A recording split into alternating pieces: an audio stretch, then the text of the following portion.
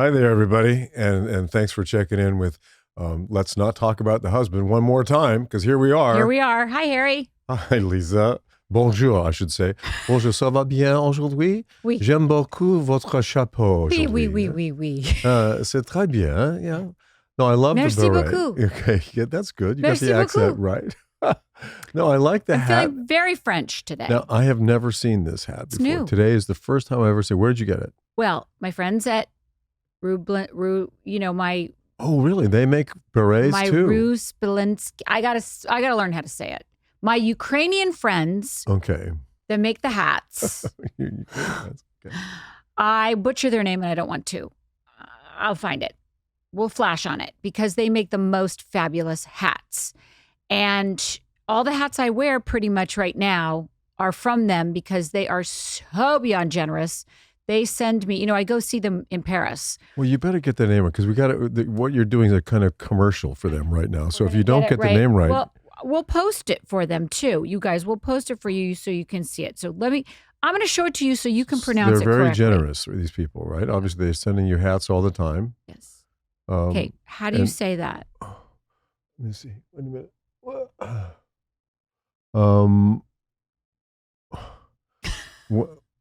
Russia Baginski? Baginski? Is that what it is? Baginski?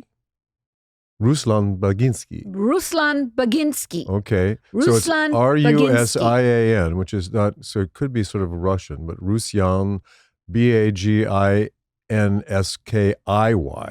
So they they doubled the I's at the end. Baginski. Okay. So amazing hats. Amazing hats. They do a lot of hats for like Madonna. I'm going to name drop. You are definitely Madonna, name dropping right now. Beyonce.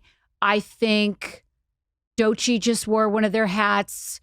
Doja Cat. Like they so all the biggies. They do like sparkly cowboy hats. Has Taylor Swift worn one of their hats yet? Well, I don't know that exactly. Oh, yeah. But you dropped some pretty big names there. Those were good. That was a good name dropping session there. It really was. And, I met them right after the war broke out in Ukraine. Oh, yeah. And they are just the sweetest group of people. It's a very small business. And, everything's made by hand. And I fell in love with this group. Well, I love the beret. Is the beret leather? It is leather, Harry. Right? That's so good that you saw that it was leather. I mean, it's a real good one. I have never worn a beret before. This is my first time. I know that because I live with you and I've never seen you wear such a thing. Now, sometimes people take a hat like that and they pull it down so it looks more like a beret. Yours is up like kind of a cupcake at the moment. Well, I just put it on that way, and I guess you could wear it many different ways, but I liked the cupcake vibe of it. My dad took to wearing a beret late in his life. My father was somewhat of an alcoholic. And how do you be somewhat of an alcoholic? Well, I mean, he was not like a raging drunk or anything like that, but he just decided to stop drinking when he was in his 60s. So he was an alcoholic. You can make all kinds of definitions about who's an alcoholic and who's not. I think you either are or you aren't. Well, I mean, you could draw a line or whatever. So he decided to stop drinking, put it that way. Okay. Whether he was an alcoholic or not, he decided to stop drinking. And he got into the program and he met all these really interesting people in the program who like he was a rocket scientist. He was not into the arts. He was not into the humanities at all. He was much more of a pragmatist. He was a mathematician. He worked with a slide rule, not a paintbrush. And all of a sudden, he had this amazing change in his life when he went into the program. He met all these artistic people who were also sober, and he started going to art museums, and he started to travel around with this group of people, and they did very interesting things, and he took to wearing a beret. And the last 10 years of his life, pretty much everywhere he went, he wore a beret around. How sweet is that? And I said, Dad, you're wearing a beret. I said, do you speak French? What's the deal? He said, Harry, I only know one phrase in French. And I said, oh, really? What is that? And he said, it's monkey ne peut pas plaisir. And I said, what does that mean? He said, well, let me say it again. Monkey ne peut pas plaisir. And it sounded very French to me. And then he finally laughed and he broke into a big smile. He said, what I'm really saying is monkey in a beer barrel up to his ear. But you say that really fast and it sounds French. He said he learned that from some fraternity brothers when he was in college. So basically, he had the same sense of humor as you have. Well, That's what I'm getting. I never met Harry's dad. I'm not sure he had any sense of humor at all. In fact, Well, that's what I'm saying. No, Um, that's no, what I but mean. he was a scientist. He was an engineer kind of person, and maybe that's why I went into the humanities. Also, I was born in 1951, and they say that if you were born before 1955, you were destined for the humanities, because after 1955, and this is Malcolm Gladwell who says this in his book Outliers. Shit's going over my head so fast. Wait, let me finish. Hold on, slow down. So it's like, foo. Malcolm Gladwell, Okay. who I think is, I love reading his books. Yes. He wrote a book called Outliers, and in that book he talks about, people who were born, let's say, after 1955, like Bill Gates, for example, and a lot like of the me, myself. Well, I mean, but you were raised in Medford, Oregon, so you might not have had the same opportunities that they had, because computers were developed and available to kids in high school who were born after 1955. Sorry. So I was born in 1951, which meant that I went all through high school and into my college years without access to a computer. We did not have access to any computers either. Yeah, I mean, it just started to happen. Yeah. Like around the early 70s, high schools and colleges began to get computers that kids would have access to.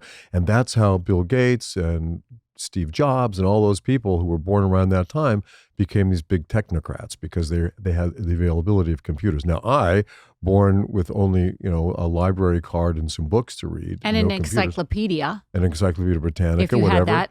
If you had that, Yeah. it's like, so we were destined for the humanities, those of us born in the early 50s. And look what happened, you know, and here we are in the humanities. However, I would have liked to have had access to a computer, because there's a part of my brain that would really like to have been a nuclear physicist. Is it? Is there? Yeah. Yeah, I know that because I live with you. Or an astrophysicist. Yes. I was just reading in the paper this morning about they've discovered that dark matter may not have the same qualities that they have thought it has had for the last 25 years, because dark matter, being an element of the universe which explains why the universe is expanding at a very fast clip.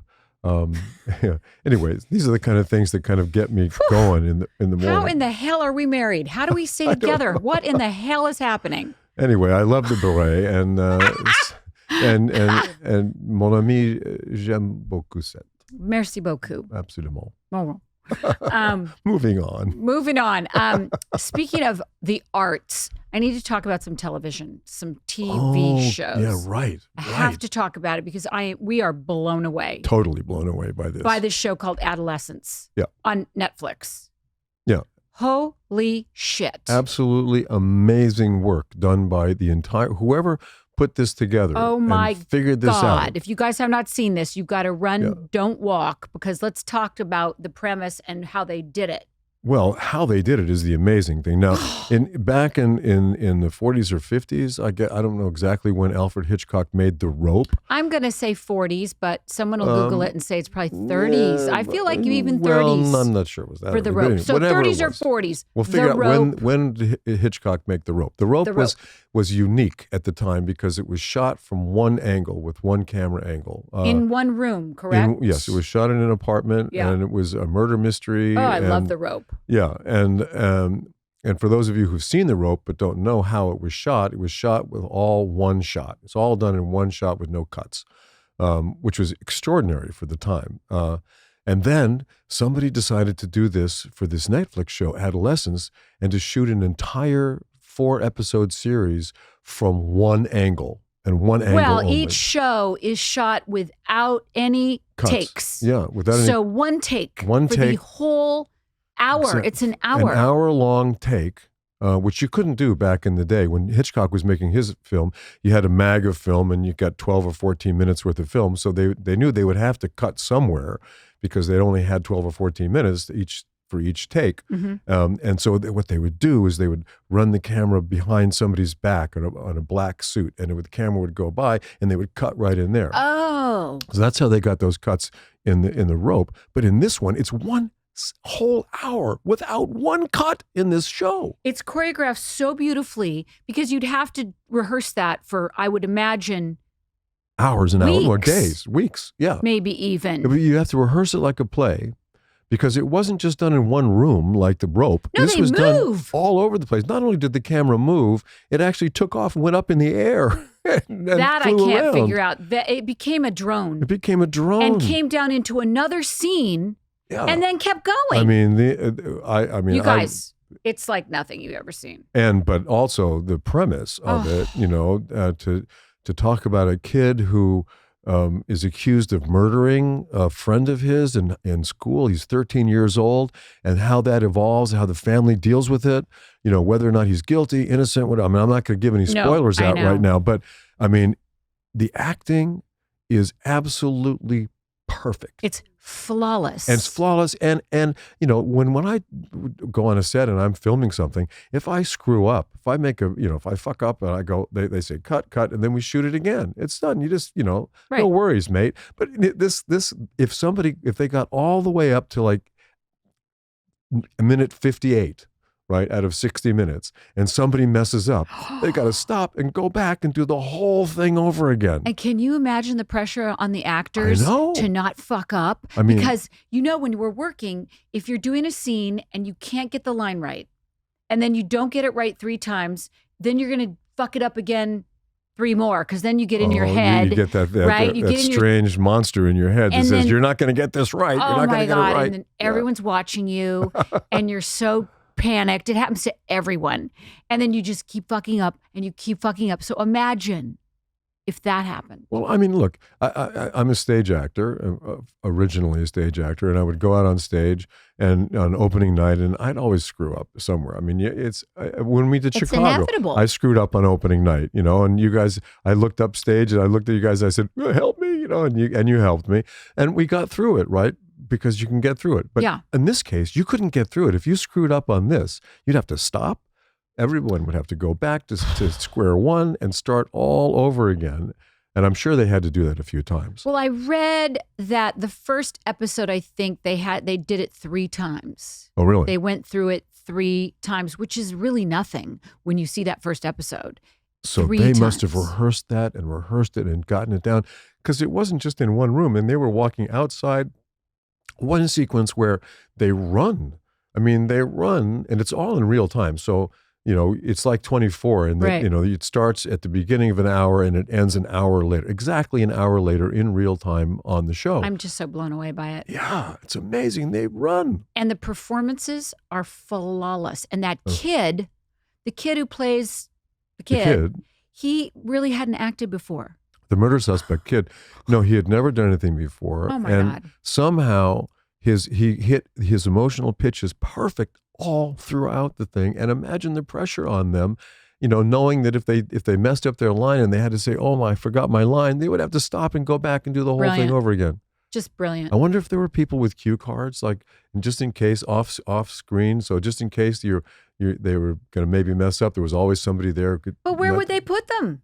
You can't put them anywhere. And remember, you couldn't see the camera in any of the windows or there were no reflections. There was no reflection. They worked on that. They must have worked on it so hard, Brilliant. to get, and the camera kept moving all the time, because there were scenes where people were just sitting. And that moved around. The camera always kept moving. So there was never a moment when you felt you wanted to go, oh, well, that's not very interesting. It's boring or whatever. It kept your attention the entire time.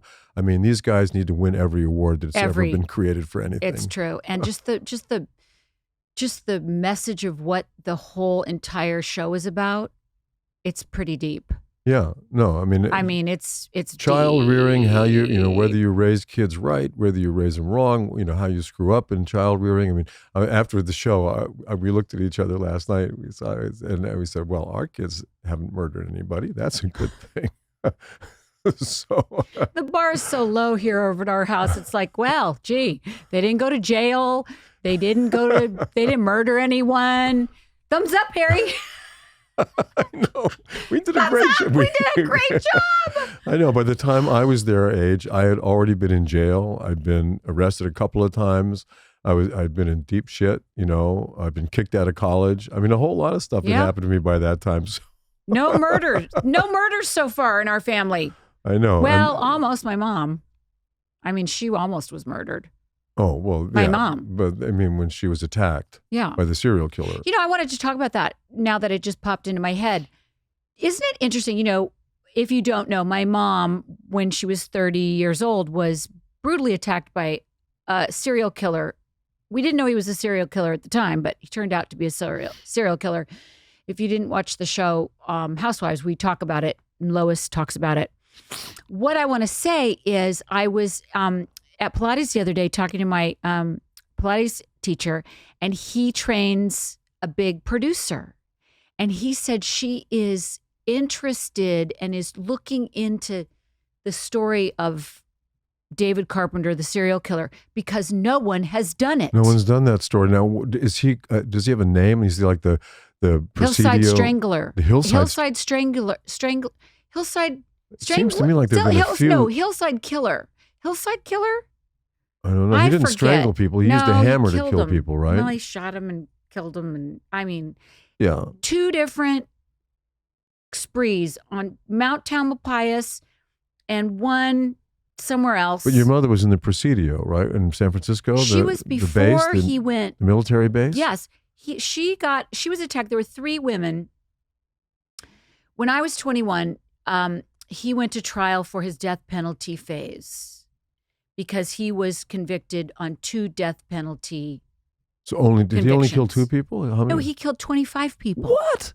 He's a massive serial killer. I didn't know he killed 25. At least. At least 25. And that's right. what I can't figure out. You get all these other people that they've done all these crime shows that I've watched every single one of, right? I know, you're addicted.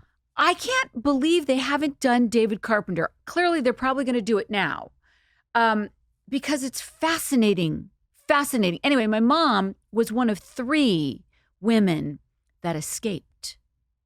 So when they did the death penalty phase of the trial, my mom and these 2 other women had to go, or they chose to go. I don't think they had to go. They went to testify.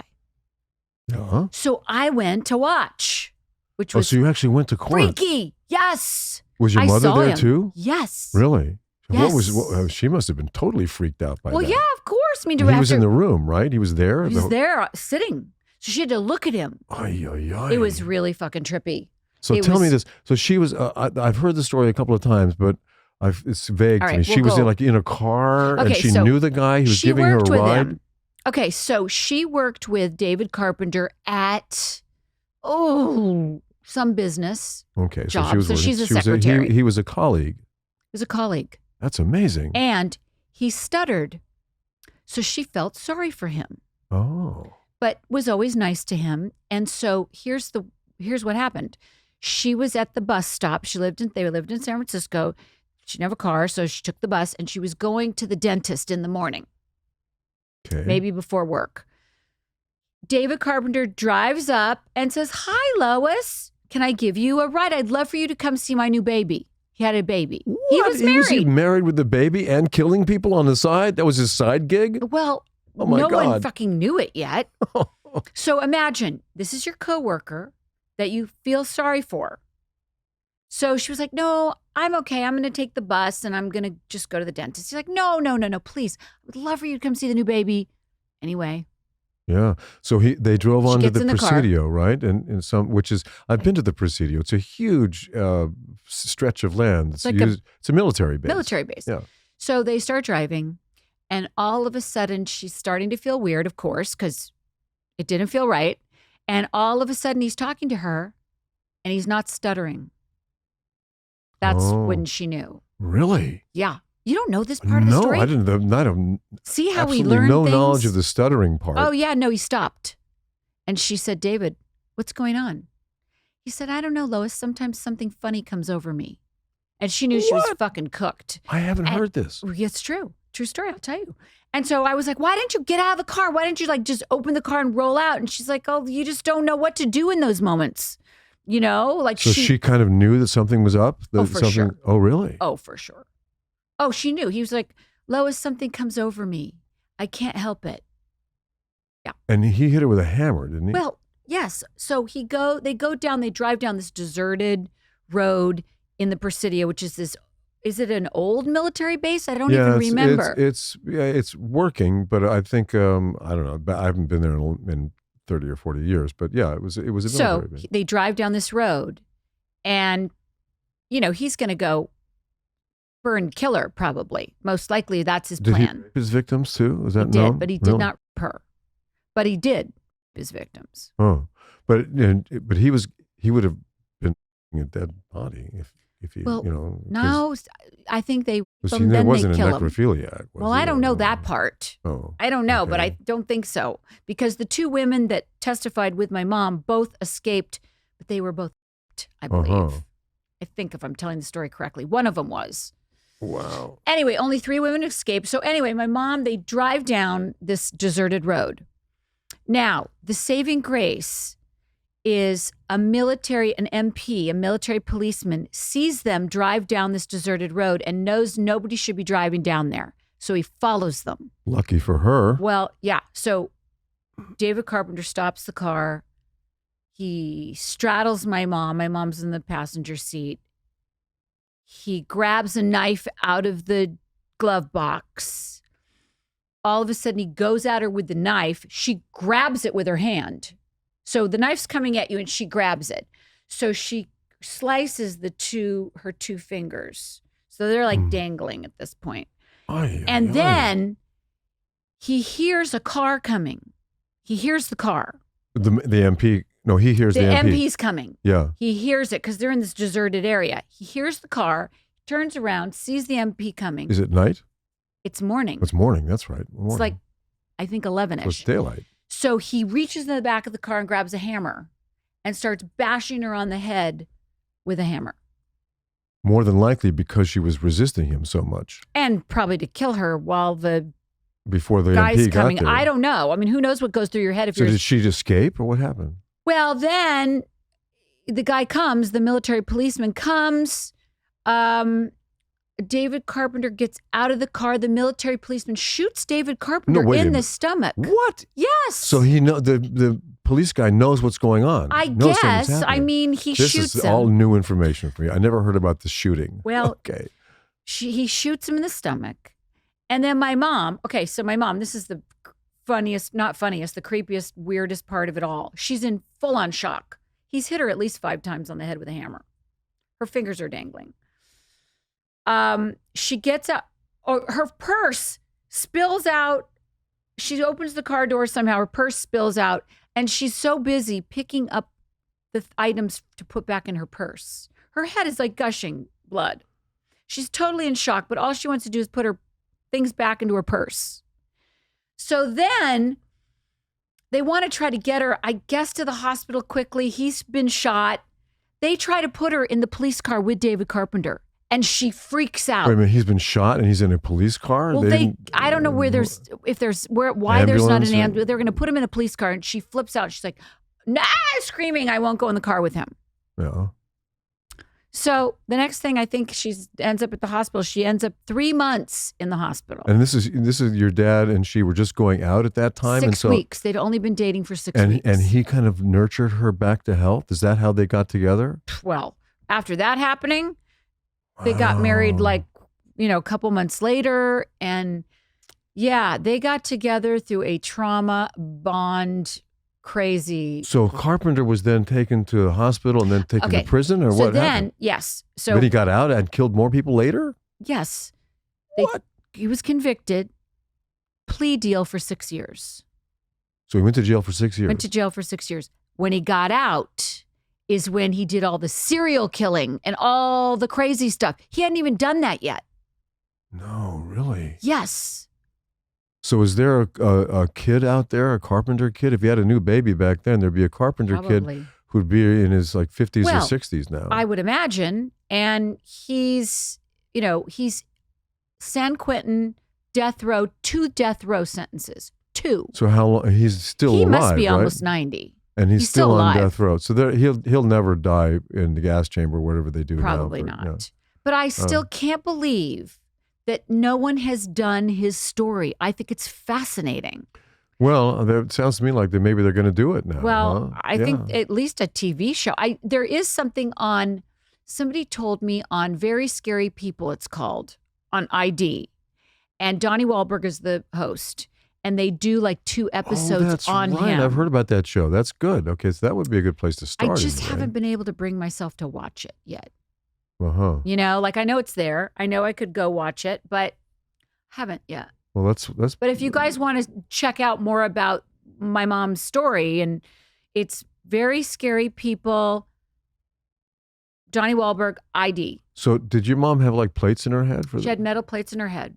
Really? So when we were growing up, she didn't tell me this until I was 18. I knew that my mom could not smell anything. She had no sense of smell. And she had metal plates in her head. Oh. Mom, how did you get the metal plates in her head? She told me that a boy down the street when they were growing up had hit her over the head. I don't know. She made up a story. She didn't want to tell you. She made up a story. Is that to keep you from being also traumatized? Probably. But you know, there's that whole thing, this theory about women or people who've been traumatized, particularly women, you know, that then they have a baby after they've been traumatized, and that the trauma can be passed through the womb into, So is this why you're so freaked out by like... Oh, I thought you said, is this why you're so fucked up? What? Yes, well, no, but you get freaked out if if you don't know where the kids are, you don't know where the dog is. I mean, if you don't know where, look, our house is completely fenced. Everybody fenced all the way around. You can't get in, you can't get out. The dog can't leave. But if the dog is missing for 10 minutes, you flip out. Well, remember when the kids were missing? Remember when Delilah went down the hill at 13? That's when my trauma kicks in. We couldn't find she snuck Delilah out of the house. Well, I didn't know about that. This is the one we knew about. She snuck out of the house at night. I didn't know about that. This was during the day. She walked down the hill to the park or down. Was she having some kind of a fight or a moment? No, she was 13 and she just wanted her freedom. Oh, okay. And remember, I was flipping out. So I have definite trauma from birth through all of it. Absolutely. Yeah. Oh, I am so fucked up when it comes to that. If anybody ever does stuff. a study about whether or not that kind of trauma can be passed through the womb to another generation, you're one of the guinea pigs for that, right? Yeah. Yeah. An awfully cute guinea pig, too. And very French looking today. Aujourd'hui. I think that, growing up not knowing, but it was always, she was very overprotective, obviously, of me. And I couldn't really figure it out. I just thought moms were like that. There was a lot of fear. The doors always had to be locked. I grew up in a very fear-based environment. So when you see me in these situations, that's where it comes from. I can't help it. I remember we had a bell on our front door, and my dad had drilled a hole, and you put like a steel, my dad was very handy and he used to make things. So the door had a bell, a lock, but then a drilled hole, and you put a bolt in it. And we lived in fucking Medford, Oregon, where you could There's leave no crime at all. You could leave your door wide open. And so that it was always like it was Fort Knox. And so that's how I grew up. And so I don't know any different. Bell on the door, so if anybody came in, you'd hear it. Wow. Yeah. Well, congratulations on making it as far as you've made it. Truly, right? I mean, it's truly amazing when you think about how fucked up I am. And I haven't been arrested. I didn't kill anybody. Didn't become a drug addict. I mean, there's a lot of things that I could have become. Also, which is pretty miraculous, and I also think it's because of this. I have never been, sexually assaulted or attacked or any of that. No. I am one of the luckiest women. That's true. Is there a statistic like one in three women are attacked or sexually abused somehow? Yeah. And I think that because of the way my mom raised me, no one would have ever even come near me. The energy that I must put out there, that saved me from being attacked. Somehow I got through that energy. Somehow I was able to get through your veil of comfort truly. Like I don't trust anybody. You know what I mean? Like, I don't trust anybody. How would I? But I think it has saved me in getting in my own situation that way. I never had to go through that. And I'm one of the very few, I think. Well, yeah. And going back to the TV show that we saw last night, I mean, the whole idea of, did you screw up? Did you fuck up raising your kids? Did you did you raise them? I mean, is it possible to raise kids well? I mean, look, we look at our I kids. don't know. Our kids are on fire right now. They seem to be doing great. They haven't like stepped in it yet. Well, I mean, they've had their moments. Sure. I mean, yeah, when you're Everyone in your late has. teens, your early 20s, everybody experiments all with gone this, does through that, it. or whatever. But somehow they've gotten through it. Yeah. And they seem to be pretty well grounded at this point, So I guess, we deserve a little pat on the back for that. I don't know. They haven't killed anybody yet, and they're not in jail. Well. And somehow, I haven't killed anybody, but I was in jail, and somehow I'm still here. I mean, that's how that happened. You I should don't knock know. on wood too. But yeah, it's a pretty freaky story, isn't it? I mean, it's really, it's real life that you never think. I know. It's like you're going to experience. Creepy. Very creepy. Yeah, I mean, I've gotten a lot of great things from it. Also, though, I think my mom was such a survivor. She was one of the most positive people, and she always looked on the bright side, and she could have been the most miserable, dark, sad human being. Think about it. It's very true. With her experiences, she could have been bitter and dark. And then late in her life, she had a stroke. And the stroke took away the part of her brain that was judgmental. Yes, and fearful. And fearful. And so all of a sudden she had this rebirth when she was in her 70s, right? I know, 80s. Or in her 80s even later. And all of a sudden she would say, I had this stroke and really it changed my life for the better. And she would say, because she wasn't angry anymore. She didn't seem to be upset and annoyed by things she anymore. Never really was. My mom was so even keel and so happy and never had therapy. Imagine going through that. She never had therapy? One time. They sent her to therapy. What, you mean for 1 hour? She had 1 hour? She went once, she said, and they gave her a bottle of Seconal. And she said, it just made me too sleepy. I just couldn't take it. It just put me to sleep. It's a sleeping pill. It's a fucking sleeping pill. I know. Seconal is a sleeping pill. And if you take 100 of them, it's over. It's curtains, is over. We know that. Yeah. So my mom never had therapy, lived with this, just shoved under the carpet. Mm. I mean, the fact that I'm not more fucked up than I am, we all know I'm fucked up. That's been proven. I mean, it's fucked up is relative. Well, but it's proven. I know that. But imagine. There's a lot of people much more fucked up. I know, but come on. Darling. Like, please. We all know I'm fucked up, but, it works for a lot of things. Yeah. But imagine if she had had therapy or, they didn't do it back then. They just didn't go to therapy. Like, that wasn't there was the a thing. stigma about it. If you went to therapy, well, for example, somebody who's running for president can't ever say they were in therapy, because if you were in therapy, that means you got to be crazy, right? And no one, so. But I can think of some presidents who could have used some therapy, or could right now use some therapy. Anyway, yeah, for sure. So yeah, truly, she is such a survivor and taught me so much about, overcoming adversity without teaching me overcoming adversity. She was a walking billboard for overcoming adversity. That's true. And our kids loved her so much.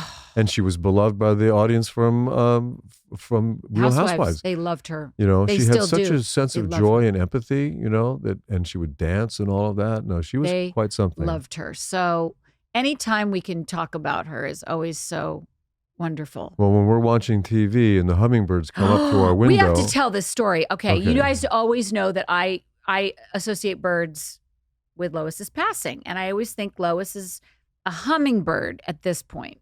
She comes to me as a hummingbird, and we have this window in our bedroom, and she comes to the window, out of the blue. She comes and hangs out at the window. And what do I do? Yeah. I say, hi, Mom. I know. Hi, Mom. And she's there every time. She comes every day. It's miraculous. Yeah. Not every single day. Like, sometimes I won't see her for a couple weeks, and then all of a sudden she'll pop up.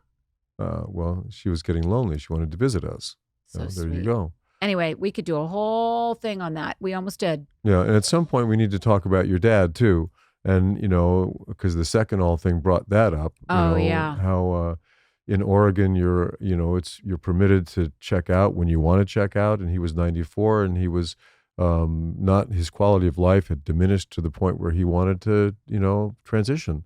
Yeah. And you can do that in Oregon if you follow the right guidelines and the protocols and talk to the right number of doctors. You have 2 doctors that sign off on your terminal illness, so to speak. Yeah, well, life is terminal, so I mean that's at Yeah. the end of your life. You could say that, but he went through all the different protocols, right? And had two doctors sign off, and it had to wait 6 months or something like that. Yeah, it was about 3 to 6 months. They passed the bill in Oregon to make it legal to have Mhm. assisted. I never told this story at the time. I think it was too, I was on the show and it was just too. Yeah, Maybe I hadn't. Yeah, no, I'd started the show and I think it was just too painful at the time. I don't know He, that we need to go into it in detail today, but we need to talk about it at some point. Maybe to do a whole show on that whole the whole life cycle, end of life thing. That because look, we're all getting to the point where yeah, we put our parents many years ago. I put my parents into assisted living, and then they transitioned. And hey, I mean, life goes on, time marches on. The leaves that are green, they turn to brown. So I mean, at some point, we're going to be facing the yeah, same issues, and it might be an interesting show to talk about that. To get into that. yeah. It was a trippy thing. Almost so surreal that I didn't feel like I was in my body Because you went and you because I went. participated in it. Yeah, Yeah. yeah. I mean, it's like a hospice situation, and they bring a hospice nurse who ended up being my mom's hospice nurse. Also, you knew that Oh, that's right. she was the same nurse for my mom as for my dad. And she was kind of like a death doula in a way too, was I it? A think nurse. that's what they call them. Yeah. I Yeah. think that's She what was. they call them. She helped with the transition Yeah. and all of that. Amazing. And Yeah, having so her I there mean, was we might amazing. as well. We're talking about it. We might as well just tell the story because if anyone's going through this right now, Yeah, for sure. it could help. My sister was there. I have a sister, Nancy, who is 12 years older. We didn't grow up together. Half sister that lived with her mom. She came to live with us for 1 year when she was 18. I was 6. So I really never had, a sisterly relationship with her because I grew up an only child. But as And my she was your dad's daughter. daughter, So your mom married your dad after she was born. So she's a step. she was 3 maybe. Yeah, when, okay. I got it. Yeah. So step, Sister, half half-sister. Right. sister, She was a stepdaughter to your mother. mom. Okay, I never get those. So at the things right. time, at 18, she came to live with us. And, my mom thought it would be the right thing to do to take her in. And, she like smoking in the bathroom. And I would see her smoking in the bathroom and I'd go tell on her. And it was just, we laugh you about bad that. girl. Okay. So we never really lived together. But at the time that my father was transitioning and he was ready to go, got the sign off, you have to order the Secondol pills. That's what they use. And you have to, the person that's dying has to be able to pick up the juice or whatever to drink it themselves. You can't administer it to somebody. They've got in to be other able words. to do it themselves. It has to be a willful act on their part. Correct. Right? Yeah. So picture this in the apartment, the little assisted living apartment. My sister and I, the pills were supposed to come like on a Tuesday. So, when they set their mind to this, they're ready. So they didn't come till Thursday. And my dad was so mad that the pills didn't He come. was just so anxious to go. Yes. Really? Well, I know he was not comfortable. He I know he that. was in Yeah, the last pain time and I he saw was him, he was very uncomfortable. really unhappy. And Yeah. anyway, so, you're in this surreal position because you want to do and support your loved ones. You want to support what they want to do. But, you're going to watch your parent themselves, Well, that's a basically. pretty major moment. Yeah. You want to support your parents and everything they do. Oh, yeah. I want to commit suicide. So can would you help? support me? Oh, please. I mean, that's it. That's what we're doing. That's what we're doing. Yeah. But he wanted it so badly. My mom signed off on it. We were like, okay. I heard a story that you were in the kitchen with Nancy. You were mixing up the Secondol, and Well- he was saying like, "What's taking so long?" from the bedroom or something. Is that true?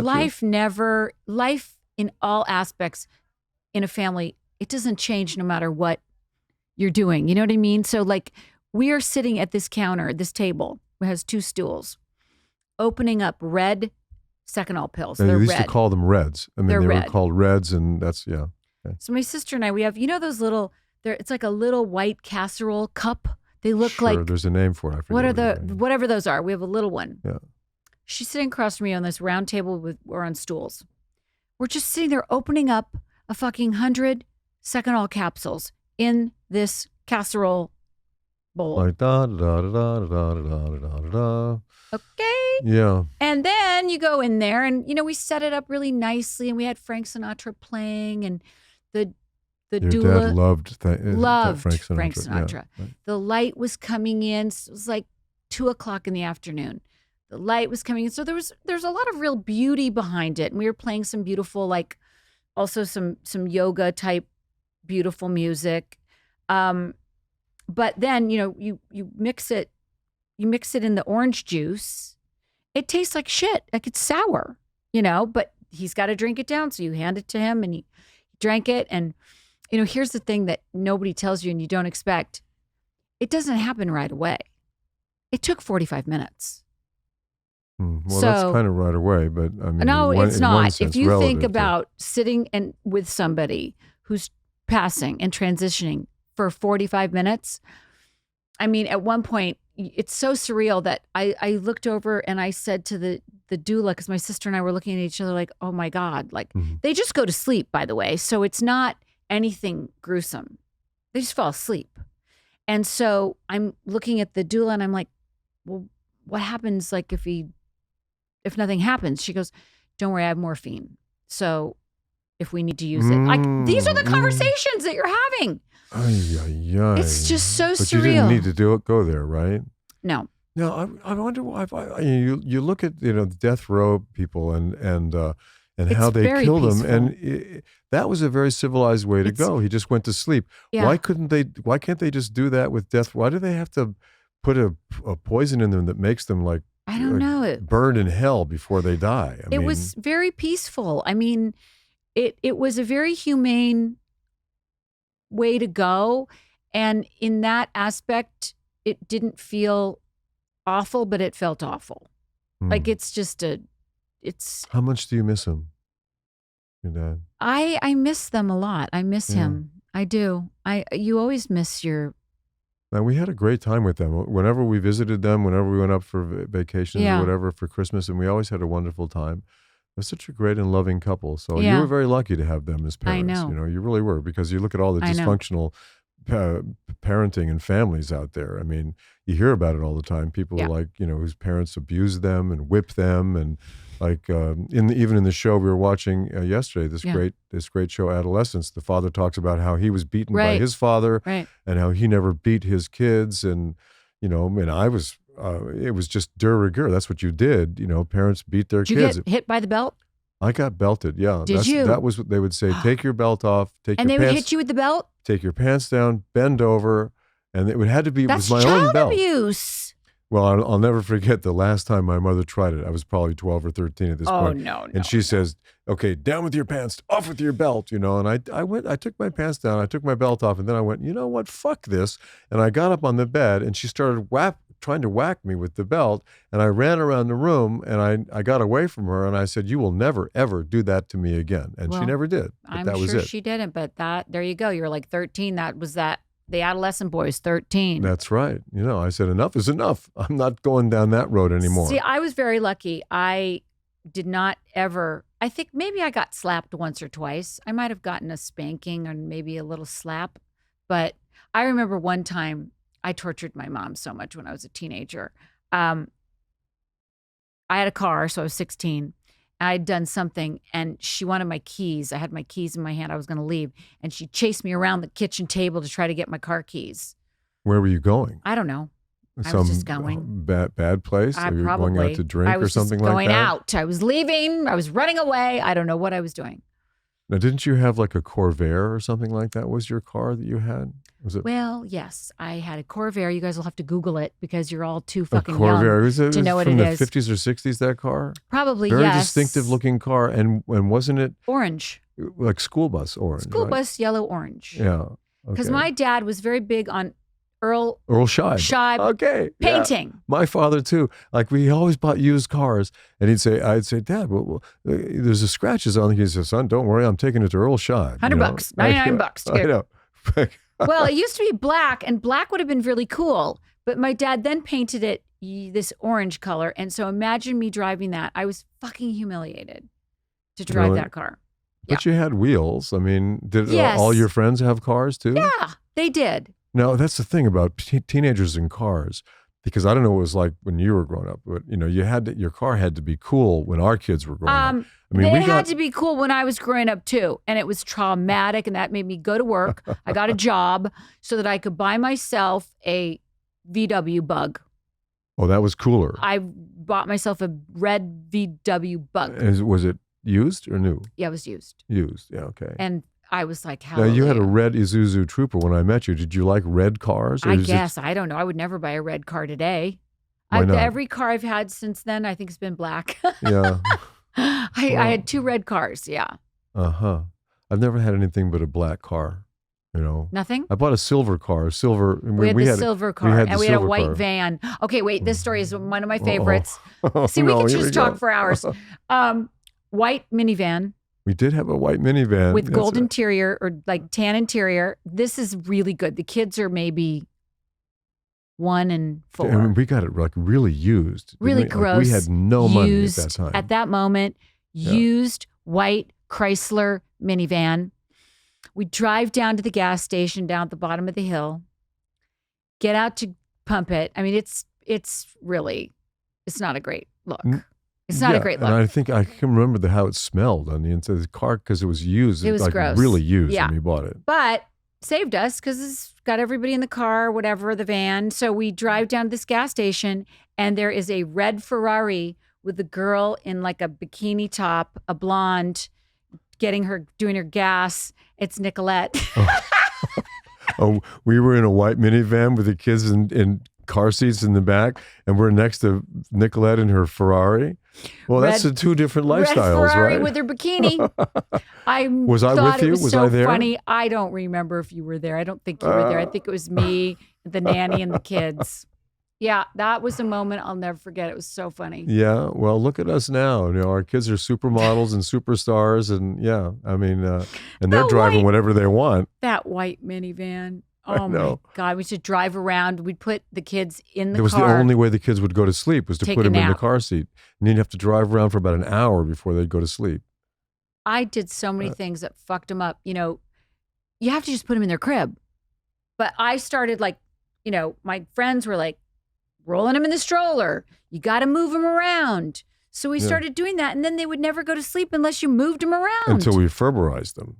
That's another thing, Ferberizing. I don't know if they still do that. God. Is that still a thing? I don't know. The kids are old now. They're in their 20s. To Ferberize that's when you had to leave your kids alone, let them cry themselves to sleep for 3 days. Because, oh my God. They're so used to you putting them to bed and being in the room when they go to sleep, and then Dr. Ferber comes out and says, no, the only way to give kids a great life is to Ferberize them, which means leave them alone. And I'll never forget the first night that we did it. We closed the door, and Delilah was screaming bloody murder at the top of her lungs. We were outside the room on the floor. We were grabbing each other's hands, and I was saying, don't go in. And you were saying, I got to go in. Go in. No, don't go in, because I don't know whether we fucked them up forever by Ferberizing them, because we have some friends who had their kids sleep with them in their bed until they were teenagers.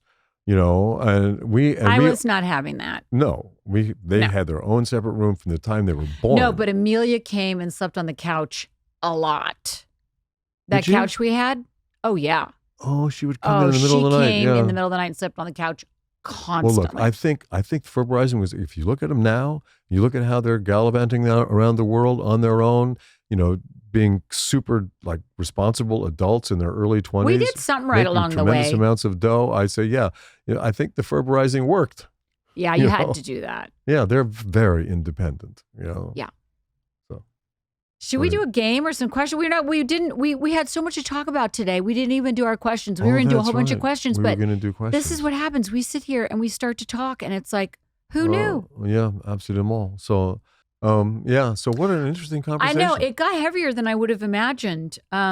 I know. It got heavy, The but stuff about your mom. it's real. I it's mean, real. all of it. But what you got to do is watch this show too. It's on Netflix and it's called Adolescence. Yeah, and, we'll have to put this out sooner than later because you got to Yeah. watch that right away. Yeah. Anyway, thanks for watching and listening, everybody, to Let's Not Talk About the Husband, who That's happens right. to be here.